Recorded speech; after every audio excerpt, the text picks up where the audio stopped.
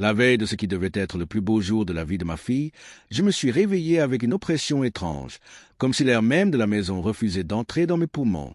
La lumière du matin glissait doucement sur les murs crème du salon, éclairant les cartons de décoration, les fleurs encore emballées, les rubans ivoire soigneusement pliés. Tout respirait la fête, l'innocence, la promesse d'un avenir lumineux. Et pourtant, au fond de moi, quelque chose criait que ce mariage ne devait pas avoir lieu. Je m'appelle Hélène. J'ai 52 ans, une vie faite de sacrifices silencieux, et une seule fierté absolue, ma fille Camille. Je l'ai élevée seule après la mort brutale de son père, jurant devant sa tombe que rien ni personne ne lui ferait jamais de mal.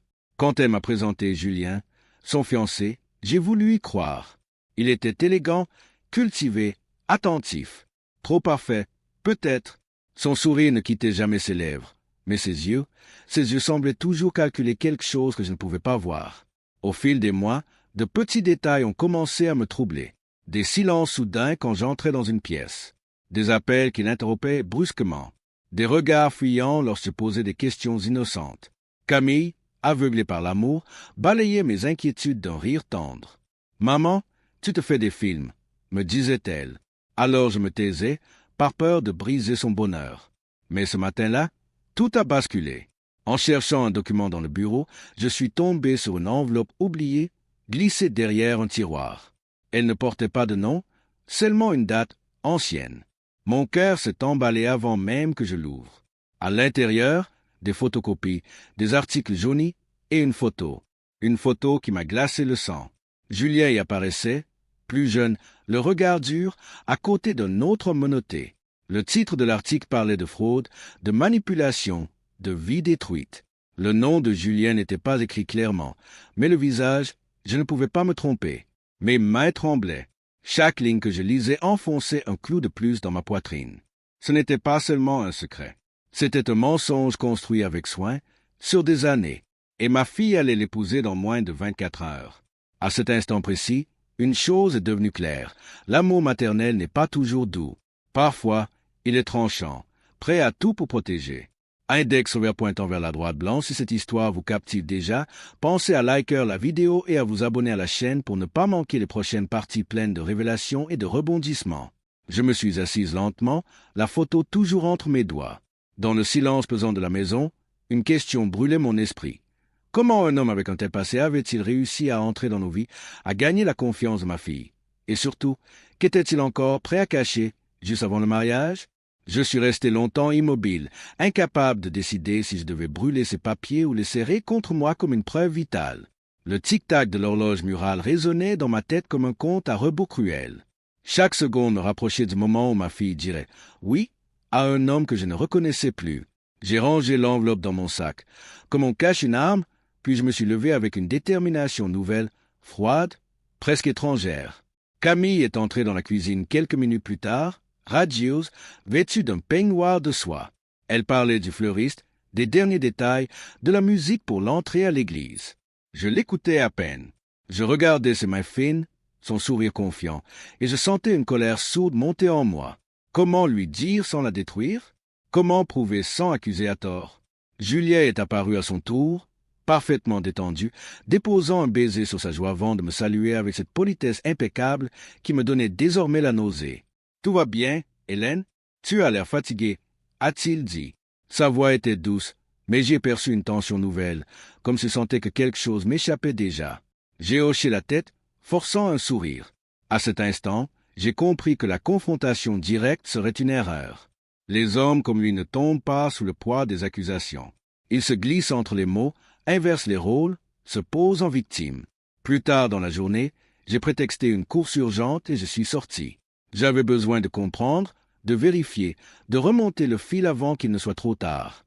Dans la voiture, j'ai relu chaque article. Les dates correspondaient. Les lieux aussi. Une société écran, des investisseurs ruinés, un associé disparu mystérieusement. Le nom de Julien n'apparaissait jamais en toutes lettres, mais un pseudonyme revenait sans cesse. Un pseudonyme que j'avais déjà entendu.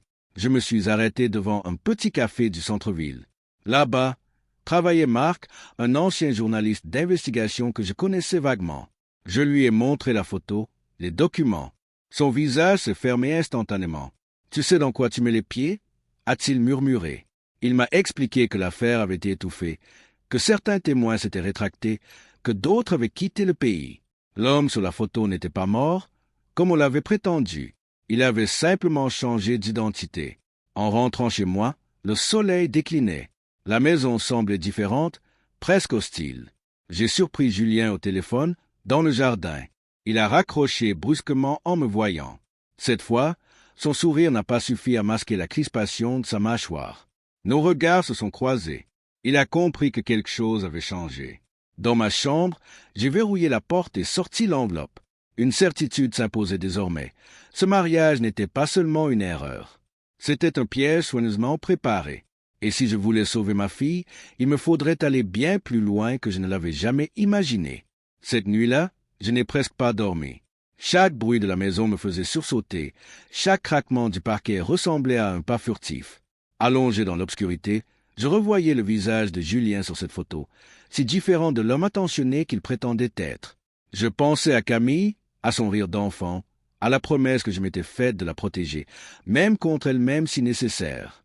À l'aube, j'avais déjà pris une décision, même si elle me terrifiait. Le matin du mariage approchait à une vitesse cruelle. Les heures s'égrenaient, et avec elles, le courage que je tentais de rassembler. Camille est venue frapper à ma porte, les yeux brillants d'excitation. Elle s'est assise près de moi, parlant de sa robe, de ses doutes insignifiants, de ce futur qu'elle croyait déjà assuré. Je la regardais, cherchant une fissure, un moment pour glisser la vérité. Mais à chaque fois que j'ouvrais la bouche, les mots mouraient dans ma gorge. Comment annoncer à sa fille que l'homme qu'elle aimait peut être un danger? Quand elle est repartie, j'ai senti une urgence nouvelle. J'ai repris contact avec Marc. Nous nous sommes retrouvés dans un parking souterrain, à l'abri des regards. Il m'a tendu une clé USB. J'ai fouillé ce que j'ai pu cette nuit. M'a-t-il dit, ce type est plus malin qu'on ne le pensait. Il change de nom, de ville, de femme. Il ne laisse jamais de traces longtemps. Une phrase m'a glacé. Certaines de ces femmes ont tout perdu après l'avoir épousé. Sur le chemin du retour, mon téléphone a vibré. Un numéro inconnu. Une voix d'homme, basse, contrôlée. Vous devriez arrêter de chercher. Hélène, pour votre bien. La ligne a coupé avant que je puisse répondre. J'ai dû m'arrêter sur le bas-côté, le cœur battant à rompre. Il savait, il m'observait. La peur a laissé place à une colère brûlante. Menacer une mère, c'était franchir une ligne irréversible. À la maison, les préparatifs battaient leur plein. La musique résonnait, les rires fusaient, les invités arrivaient peu à peu. Personne ne remarquait le chaos qui se formait en moi. Julien m'a prise à part dans le couloir. « J'espère que vous êtes heureuse pour nous, » a-t-il dit, trop calmement. Son regard cherchait quelque chose sur mon visage. Une faille, une confession. Je lui ai répondu d'un ton autre, mais à l'intérieur, je jurais qu'il ne gagnerait pas. Dans la salle de bain, je me suis regardé dans le miroir. Je ne reconnaissais plus la femme fatiguée qui me faisait face. À la place, je voyais une mère prête à tout, même à se salir les mains. J'ai serré la clé USB dans mon sac. Ce qu'elle contenait pouvait détruire un homme ou détruire ma fille si je me trompais. Au moment où la porte d'entrée s'est ouverte pour annoncer l'arrivée du photographe, une pensée m'a traversé l'esprit comme une lame. Et si le véritable secret de Julien n'était que la surface de quelque chose de bien plus sombre, quelque chose qui se révélerait seulement une fois Camille devenue sa femme? Le photographe installait déjà ses lumières dans le jardin quand j'ai senti mon téléphone vibrer de nouveau. Cette fois, aucun numéro ne s'affichait. Juste un message. Vous avez encore le choix. J'ai levé les yeux et aperçu Julien à travers la baie vitrée. Il riait avec un oncle de Camille, parfaitement à l'aise, comme si rien ne pouvait l'atteindre. Cette dualité me donnait la nausée. L'homme capable d'envoyer une menace à l'aube savait aussi se fondre dans la lumière des fêtes. Je me suis réfugié dans la cuisine, cherchant un instant de solitude. Mes mains tremblaient tandis que j'ouvrais la clé USB sur mon ordinateur portable. Des dossiers, des noms de femmes, des comptes bancaires à l'étranger, des contrats de mariage soigneusement étudiés. Julien ne se contentait pas de séduire. Il construisait une stratégie. Chaque union était un pas de plus vers une fortune qu'il ne laissait jamais derrière lui. Au centre de l'écran, une vidéo a attiré mon regard, datée de plusieurs années auparavant. J'ai hésité, puis cliqué. Une femme est apparue, le visage marqué par la peur et la fatigue. Elle parlait vite, comme si le temps lui manquait. Elle racontait son mariage, l'isolement progressif, la pression, les signatures qu'elle ne comprenait pas. Puis elle a prononcé le nom de Julien. Pas celui qu'il portait aujourd'hui. Un autre. J'ai fermé l'ordinateur d'un geste brusque quand j'ai entendu des pas dans le couloir. C'était Camille. Elle m'a regardé avec inquiétude. « Maman, tu es bizarre depuis ce matin. Dis-moi ce qui se passe. » Sa voix tremblait légèrement. J'ai senti que le moment approchait, ce point de non-retour. Mais avant que je puisse parler, Julien est apparu derrière elle, posant une main sur son épaule. Un geste tendre en apparence, possessif, en réalité. « Laisse ta mère respirer », a-t-il dit avec un sourire. Le stress du mariage, tu sais ce que c'est. Je les ai observés s'éloigner ensemble et une certitude s'est imposée. Plus j'attendais, plus il prenait de l'emprise. Il fallait agir, mais pas dans la précipitation, pas devant tout le monde. Une humiliation publique pourrait le rendre dangereux. J'avais besoin d'un plan. Marc m'a rappelé quelques minutes plus tard. J'ai retrouvé quelqu'un, a-t-il chuchoté. Une ancienne compagne. Elle est prête à parler, mais pas ici. Mon regard se posait sur l'horloge murale. Le temps m'échappait. La cérémonie était prévue dans quelques heures. J'ai accepté sans réfléchir. « Dis-moi où ?» ai-je répondu. Dans la chambre de Camille, la robe blanche était suspendue, immaculée, symbole d'un bonheur menacé. Je l'ai frôlée du bout des doigts, la gorge serrée. Chaque mère rêve de ce moment. Moi, je priais pour qu'il n'arrive jamais. En quittant la maison discrètement, j'ai senti un regard brûlant dans mon dos. Julien se tenait sur le perron, téléphone à la main. Nos yeux se sont croisés. Cette fois, il n'a pas souri. Et dans ce silence tendu, j'ai compris qu'il savait que je m'approchais dangereusement de la vérité. La route semblait interminable, chaque feu rouge me donnait l'impression qu'on m'arrachait de précieuses minutes. Marc m'avait envoyé une adresse à la périphérie de la ville, un immeuble gris, anonyme, parfait pour quelqu'un qui ne voulait pas être retrouvé. J'ai garé la voiture à distance et j'ai continué à pied, le cœur battant si fort que j'avais l'impression qu'il allait trahir ma présence. Plus je m'approchais, plus une pensée me hantait. Et si j'arrivais trop tard, elle s'appelait Sophie. Quand elle a ouvert la porte, j'ai été frappé par la pâleur de son visage, par ses yeux qui scrutaient le couloir derrière moi avant même de me regarder. Elle a verrouillé aussitôt, comme un réflexe. Son appartement était presque vide, quelques cartons empilés contre un mur. « Je pars ce soir » a-t-elle dit sans préambule. « Il ne faut pas qu'il sache où je vais. » Sa voix tremblait, mais sa détermination était palpable. Nous nous sommes assis face à face. Elle a commencé à parler, lentement d'abord, puis comme si les mots attendaient depuis des années de sortir. Elle m'a raconté le charme, la rapidité, la promesse d'une vie brillante, puis les comptes communs, les signatures, pour simplifier, les amis qui disparaissent, la famille qu'on éloigne subtilement. Il ne crie jamais, a-t-elle murmuré. Il n'a pas besoin. Il vous fait douter de vous-même. Chaque phrase me transperçait. Je revoyais Camille, son regard confiant, ses projets naïfs. Sophie s'est levée et a fouillé dans un carton. Elle en a sorti un petit carnet usé. Il notait tout, a-t-elle expliqué. Les dates, les montants, les faiblesses des gens.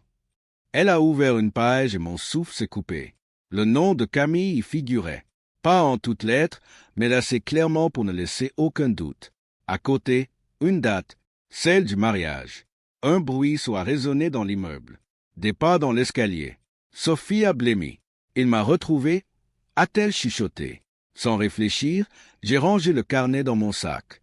Les pas se sont arrêtés devant la porte. Un instant suspendu. Puis le silence. Trop parfait. Trop maîtrisé. Mon téléphone a vibré. Un message de Camille. « Maman, où es-tu? La maquilleuse arrive. » J'ai senti les larmes me monter aux yeux. Comment lui répondre alors que je tenais entre mes mains la preuve que son mariage était une manœuvre? Sophie m'a attrapé par le bras. « Vous devez partir. Maintenant, s'il vous voit ici, il saura que vous savez. » Je suis sorti par l'escalier de secours, le souffle court. Dehors, l'air m'a semblé glacé. En démarrant, j'ai aperçu une silhouette près de l'entrée principale. Julien, son téléphone collé à l'oreille. Il s'est tourné vers ma voiture au moment précis où je démarrais. Sur la route du retour, une pensée s'imposait avec une clarté terrifiante. Je n'avais plus seulement à protéger ma fille. J'étais désormais une menace pour lui. Et un homme comme Julien ne laisse jamais une menace agir librement. Je n'ai pas osé rentrer directement à la maison. J'ai fait plusieurs détours, changeant d'itinéraire, regardant sans cesse dans le rétroviseur. Chaque voiture derrière moi me paraissait suspecte. Le carnet de Sophie pesait dans mon sac comme un aveu dangereux. À un feu, mes mains tremblaient tellement que j'ai failli caler. Je me répétais une seule chose, tenir encore un peu, jusqu'à trouver la bonne manière de tout arrêter sans détruire Camille. Quand j'ai enfin garé la voiture à quelques rues de la maison, mon téléphone a sonné. C'était Julien. Je n'ai pas répondu. Quelques secondes plus tard, un message est arrivé. La famille s'inquiète. Camille surtout. Cette fausse sollicitude m'a donné envie de hurler. Il ne s'inquiétait pas. Il contrôlait. Je suis entré par la porte de derrière. La maison était pleine de voix, de rires nerveux, de musique douce. L'odeur des fleurs fraîches se mêlait à celle du parfum de Camille. Elle est apparue au bout du couloir, déjà maquillée, sublime. En me voyant, elle a couru vers moi. « Maman, où étais-tu » J'ai eu si peur. J'ai failli craquer à cet instant, tout lui dire, la serrer contre moi et partir loin. Mais Julien était là, à quelques mètres, observant chaque micro-expression de mon visage. J'avais besoin d'air, ai-je menti? Camille m'a regardé longuement, comme si elle sentait que quelque chose clochait. Puis Julien a posé sa main sur son dos. « On a tous besoin d'air aujourd'hui », a-t-il dit en souriant. Son regard, lui, ne souriait pas. Je me suis enfermé dans ma chambre et j'ai sorti le carnet. Les pages étaient remplies d'annotations froides, méthodiques, des prénoms, des dates, des remarques glaçantes, influençables, famille fragile, héritage à venir. À côté du nom de Camille, une phrase courte, confiance totale. J'ai senti une rage sourde m'envahir. Il avait étudié ma fille comme un dossier. Un nouveau message est apparu sur mon téléphone, d'un numéro inconnu. Vous allez gâcher la plus belle journée de sa vie? Mes jambes ont flanché. Il savait. Pas tout, mais assez. Je me suis assis sur le lit, respirant profondément. La vengeance que je sentais monter en moi n'était pas celle de la colère aveugle. C'était une vengeance froide, réfléchie. Il fallait qu'il tombe au moment où il se croyait invincible. Un plan commençait à se dessiner, fragile mais possible. La clé USB, le carnet, le témoignage de Sophie.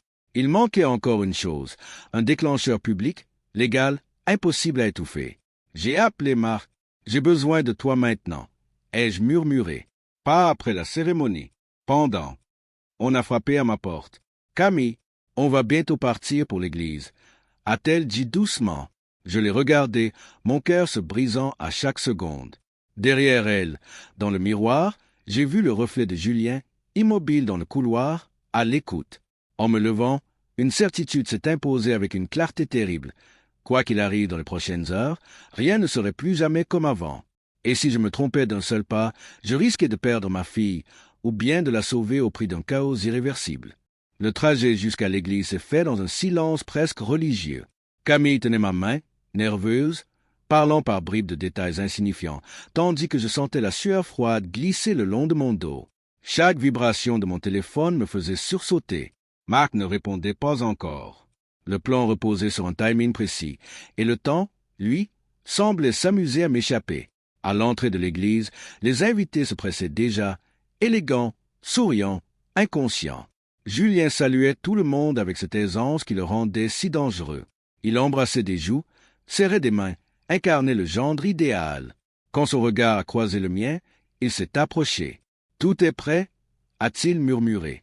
Ce n'était pas une information, c'était un avertissement. À l'intérieur, la musique s'est élevée doucement. Camille a été emmenée dans une petite pièce pour les derniers ajustements. Je l'ai aidée à lisser sa robe, mes doigts tremblants. Elle m'a regardé dans le miroir. « Tu es sûr que ça va, maman ?» J'ai hoché la tête. Mentir à sa fille est une douleur que rien n'efface. Mais la vérité, à cet instant précis, aurait été une explosion. Quand la cérémonie a commencé, je me suis assise au premier rang. Le prêtre parlait d'amour, de confiance, de promesses éternelles. Chaque mot sonnait comme une ironie cruelle. Mon téléphone a vibré enfin. Un message de Marc, « J'arrive. 10 minutes. » Mon cœur s'est emballé. 10 minutes, c'était une éternité. Julien se tenait à l'autel, droit, serein. Il n'avait pas l'air d'un homme sur le point de tomber. Il avait l'air d'un homme qui avait tout prévu. Quand Camille a fait son entrée, les invités ont retenu leur souffle. Moi aussi. Je la voyais avancer vers un avenir qui pouvait la briser. Au moment des échanges de consentement, Julien a posé sa main sur celle de Camille. J'ai remarqué la pression de ses doigts, subtile, presque invisible, une domination déguisée en tendresse. Le prêtre s'est tourné vers ma fille. « Camille, acceptez-vous » Les secondes se sont étirées. J'ai serré le carnet dans mon sac, comme un talisman. Soudain, un mouvement au fond de l'église. Des murmures. Une silhouette familière s'est glissée entre les bancs. Marc, il n'était pas seul. Une femme l'accompagnait, le visage dissimulé sous un foulard. Mon souffle s'est coupé. Sophie. Julien a tourné légèrement la tête. Il a vu Marc, puis il m'a regardé. Son sourire s'est figé une fraction de seconde. Assez pour que je sache qu'il avait compris. Son regard est devenu dur, calculateur. Il a murmuré quelque chose à Camille, qui a hésité. Le prêtre a répété la question. Camille a inspiré profondément. À cet instant précis, tout pouvait basculer d'un côté ou de l'autre. J'ai commencé à me lever, sentant le poids de tout le regard, conscient que le moindre mot pouvait déclencher une tempête. Et juste avant que Camille n'ouvre la bouche pour répondre, une voix s'est élevée derrière nous, claire, tremblante, mais impossible à ignorer. Avant qu'elle ne réponde, il faut que vous sachiez qui est vraiment cet homme. La voix a résonné sous les voûtes de l'église, provoquant un frisson collectif. Tous les regards se sont tournés vers Sophie. Elle avait retiré son foulard. Son visage était pâle, mais son regard, lui, ne fuyait plus. Le silence est devenu si dense qu'on aurait pu entendre une respiration trop forte. Julien s'est retourné lentement, comme s'il montait sur une scène qu'il connaissait par cœur. « Je ne vois pas de quoi vous parlez », a-t-il dit calmement, avant d'adresser un sourire compatissant aux invités. Cette femme est manifestement perturbée. Quelques murmures d'approbation ont parcouru l'assemblée. Il savait jouer ce rôle. Toujours. Camille, figée, regardait Sophie sans comprendre. « Qui êtes-vous » a-t-elle demandé d'une voix tremblante. Sophie a fait un pas en avant. « J'ai été sa femme » a-t-elle répondu. Le mot a frappé l'air comme un coup de tonnerre. Julien a éclaté d'un rire bref. « C'est faux. Je n'ai jamais été marié avant. » Son assurance était presque parfaite. C'est à ce moment-là que je me suis avancé à mon tour. Mes jambes tremblaient, mais ma voix est sortie plus ferme que je ne l'aurais cru. « Pas sous ce nom » ai-je dit. J'ai senti Julien se raidir. J'ai sorti le carnet de mon sac. « Mais tu l'étais. Et tu as fait exactement la même chose à chaque fois. » Les invités se regardaient, perdus, choqués. Le prêtre avait reculé d'un pas, livide. Marc a pris la parole à son tour, montrant des documents imprimés. Nous avons des preuves, des comptes, des témoignages, des identités multiples. Cette cérémonie est fondée sur un mensonge. Julien a balayé la nef du regard. Il cherchait une issue, une faille, un allié. Mais quelque chose avait changé. Les visages n'étaient plus admiratifs. Ils étaient méfiants. Camille s'est tournée vers Julien. « Dis-moi que ce n'est pas vrai » a-t-elle murmuré. Pour la première fois, il a hésité. Une seconde de trop. Puis il a serré sa main. « Ils veulent nous séparer » a-t-il dit. « Ta mère t'a toujours surprotégé. Elle ne supporte pas de te perdre. » Cette phrase m'a transpercé, mais je n'ai pas reculé. Il tentait le dernier renversement. Sophie a sorti son téléphone. J'ai encore les messages, les menaces, les promesses. Julien a fait un pas vers elle. Instinctivement, Marc s'est interposé. La tension était à son comble. Certains invités se levaient déjà, d'autres filmaient, conscients qu'il assistait à quelque chose d'irréversible. Camille a retiré lentement sa main de celle de Julien. Ce geste, si simple, a semblé le déstabiliser plus que toute l'épreuve. « Pourquoi mon nom est-il dans ton carnet » a-t-elle demandé, la voix brisée. Julien a ouvert la bouche, puis l'a refermée. Aucun mensonge ne venait assez vite. À cet instant, des sirènes ont retenti au loin. Julien a blêmé. Il s'est tourné vers la sortie, calculant déjà sa fuite. Mais avant qu'il ne puisse faire un pas, une main s'est posée sur son bras, celle de Camille. Et dans ses yeux, il n'y avait plus d'amour. Seulement une question silencieuse, lourde de conséquences, dont la réponse allait décider de ce qui arriverait ensuite. Le temps semblait s'être figé autour de ce geste. La main de Camille sur le bras de Julien était légère, presque hésitante, mais elle l'empêchait d'avancer. Les sirènes se rapprochaient, étouffées par les murs épais de l'église, comme un rappel lointain que le monde extérieur existait encore. Julien a lentement baissé les yeux vers cette main, puis les a relevés vers le visage de ma fille.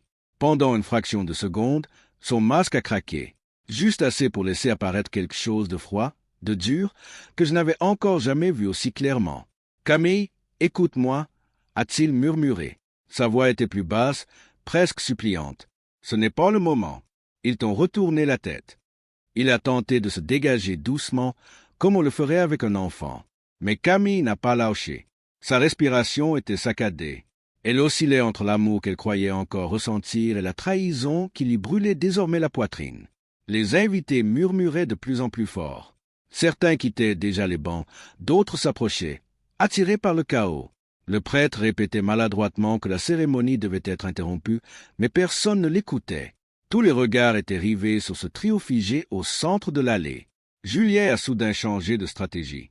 Il s'est tourné vers moi. « Tu as gagné » a-t-il dit calmement. Trop calmement. Tu voulais me détruire devant tout le monde. Félicitations. J'ai senti un frisson me parcourir. Ce n'était pas un aveu. C'était une promesse déguisée. Il n'avait pas perdu. Pas encore. Marc s'est approché, parlant rapidement à un homme que je n'avais pas remarqué jusque-là. Sans doute un officier en civil. Sophie, elle, tremblait de tout son corps. Je l'ai vu porter une main à sa poitrine, comme s'il venait à lui manquer. Juliette a jeté un regard dans sa direction, un regard lourd de souvenirs et de menaces silencieuses. Elle a détourné les yeux.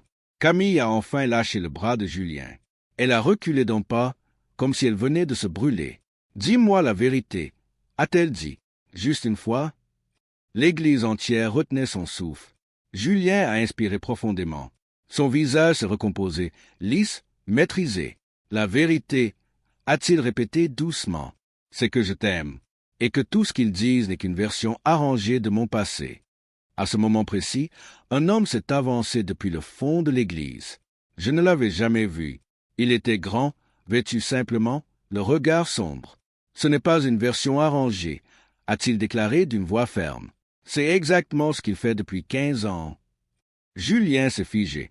Pour la première fois depuis le début, il n'a pas parlé. L'homme a continué d'avancer. Il m'a pris mon entreprise, ma famille, et il a failli me coûter la vie.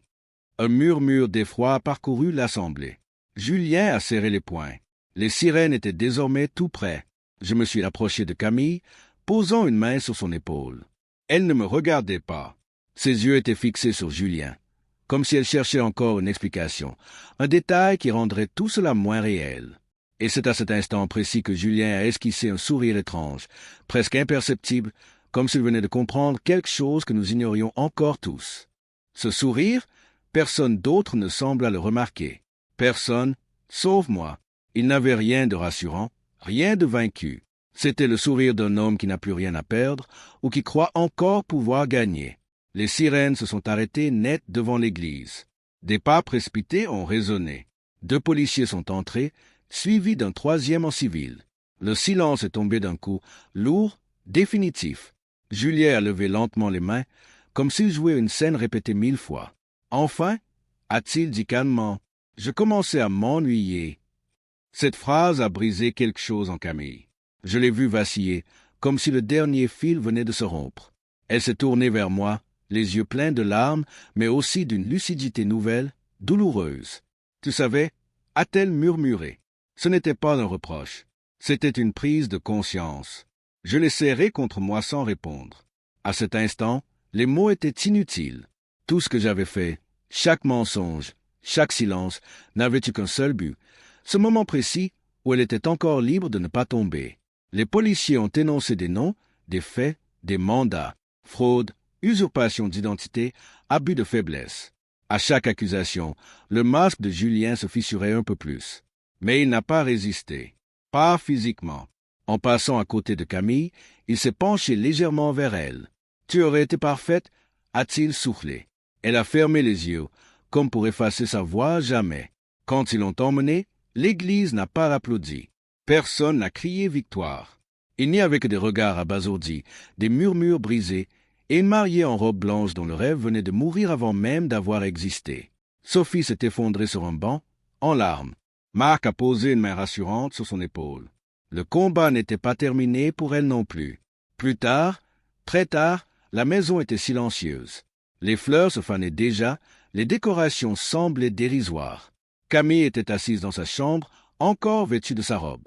Je me suis assise à côté d'elle. « Je suis désolé, ai-je dit enfin. » Elle a secoué la tête. « Si tu n'avais rien fait, » sa voix s'est brisée. Elle n'a pas terminé sa phrase. Les semaines ont passé. Les médias ont parlé d'un scandale.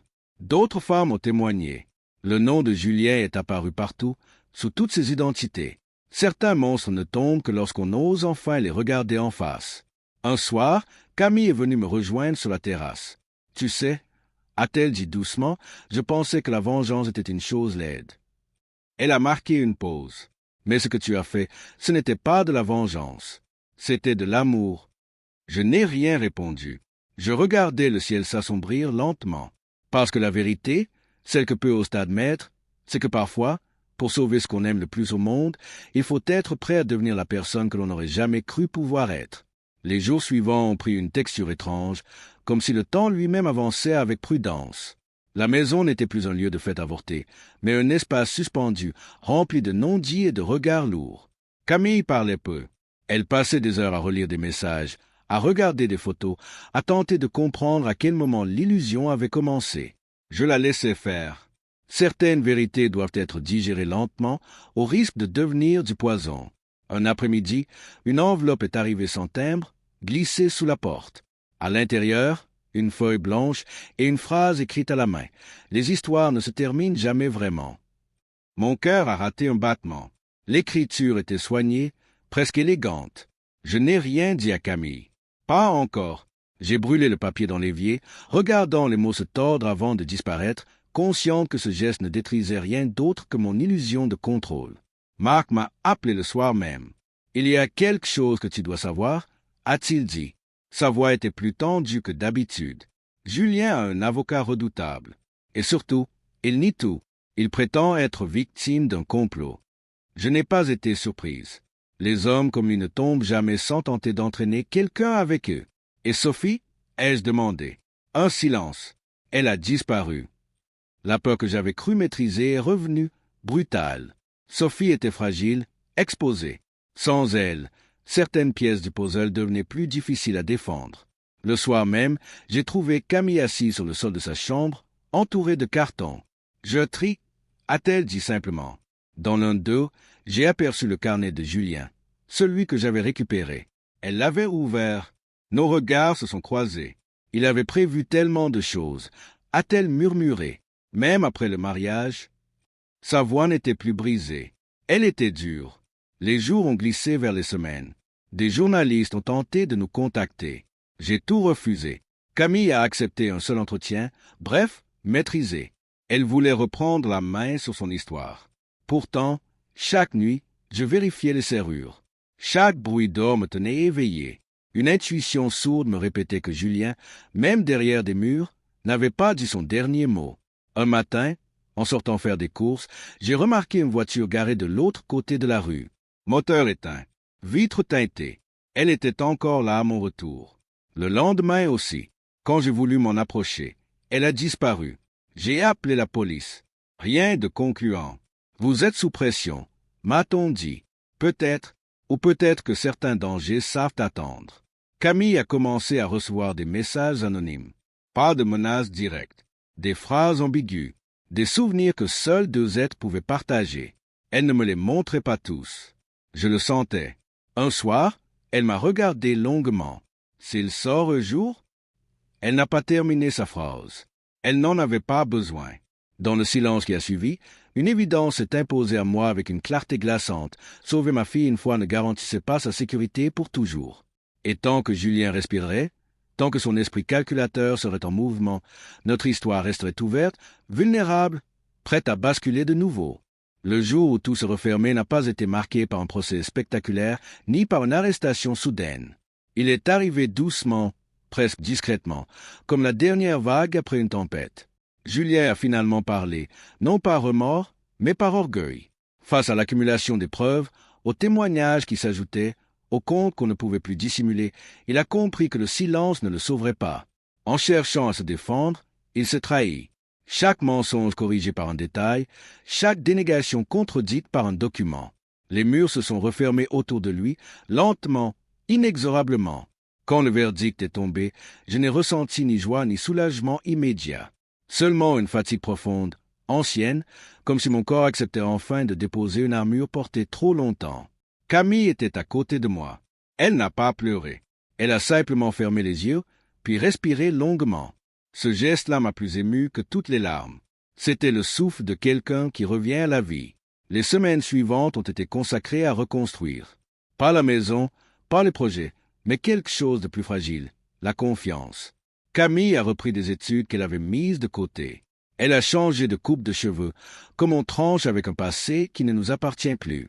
Parfois, je la surprenais à rire sans retenue, et je savais alors que la lumière revenait. Pas celle de l'innocence, mais une autre, plus solide. Un soir d'automne, nous avons marché longtemps, côte à côte, sans parler. Les feuilles craquaient sous nos pas. « Tu sais, » a-t-elle dit enfin, « j'ai longtemps cru que l'amour devait faire mal pour être vrai. » Elle a souri faiblement. « Aujourd'hui, je sais que l'amour protège. » J'ai serré sa main. Les mots me manquaient, mais mon cœur, lui, était en paix. Quant à moi, j'ai appris à vivre avec ce que j'avais fait. J'avais franchi des lignes, manipulé le temps, les silences, les apparences. Et pourtant, si c'était à refaire, je n'hésiterais pas. Parce qu'il existe des moments où la morale se tait pour laisser place à quelque chose de plus ancien, de plus puissant, l'instinct de protéger ceux qu'on aime. Juliet est devenu un nom parmi d'autres dans des dossiers épais. Un avertissement, une histoire qu'on raconte pour que d'autres ouvrent les yeux à temps. Sophie a refait surface, plus forte, plus libre.